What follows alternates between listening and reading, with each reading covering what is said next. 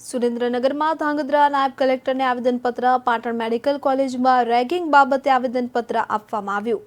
હજારોની સંખ્યામાં લોકો આવેદન આપવા માટે પહોંચ્યા હતા। તો પાટણ મેડિકલ કોલેજમાં રેગિંગ બાબતે આવેદનપત્ર આપવામાં આવ્યું છે। તો હાલ 15 વિદ્યાર્થીઓને જેલ હવાલે કરવામાં આવ્યા। તો કૃત્ય કરનાર વિદ્યાર્થીઓને કોલેજમાંથી સસ્પેન્ડ કરવામાં આવ્યા છે। આપને જણાવી દઈએ કે સુરેન્દ્રનગરમાં પાટણ મેડિકલ કોલેજમાં રેગિંગ કેસમાં મૃત્યુ થયેલ યુવાનને ઝડપી ન્યાય મળે તે માટે ધાંગધ્રા નાયબ કલેક્ટરને આવેદનપત્ર પાઠવવામાં આવ્યું હતું કે જેમાં ધાંગધ્રા તાલુકાના જેસડા ગામના યુવક સાથે બનેલી ઘટનામાં હજારોની સંખ્યામાં લોકોએ આવેદનપત્ર આપ્યું। તો ધાંગધ્રા હળવદના ધારાસભ્ય, સમાજના આગેવાનો, ઉદ્યોગપતિ સહિતના આગેવાનો ઉપસ્થિત રહ્યા હતા। ધારપુર મેડિકલ કોલેજ દ્વારા હાલ 15 વિદ્યાર્થીઓને કોલેજમાંથી સસ્પેન્ડ કરવામાં આવ્યા છે અને FIR નોંધવામાં આવી છે અને હાલ 15 વિદ્યાર્થીઓને જેલ હવાલે કરવામાં આવ્યા છે।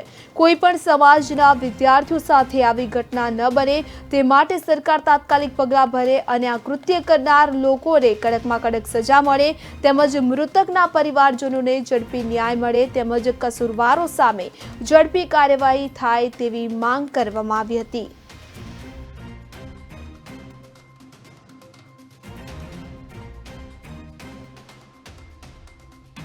જોડે જે આખો બનાવ બનેલો છે રેગિંગનો, જીમર્સ આપણે ધારપુર મેડિકલ કોલેજ પાટણ એના રિગાર્ડિંગ કોલેજે એની તરફથી જે FIR નોંધી અને 15 સ્ટુડન્ટોને પોલીસે તાત્કાલિક એમને અંડરમાં લઈ અને કોર્ટમાં હાજર કરી અને અત્યારે હવે એમને જ્યુડિશિયલ કસ્ટડીમાં લીધા છે।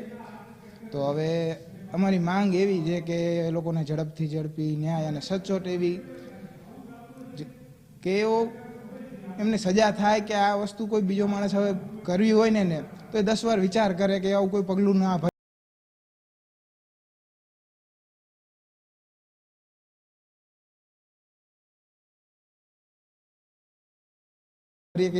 એવી સજા કે ઉદાહરણ આખા દેશમાં પૂરું પડે એવી અમારી માંગ। અનિલ જોડે જે આખો બનાવ બનેલો છે રેગિંગનો, જીમર્સ આપણે ધારપુર મેડિકલ કોલેજ પાટણ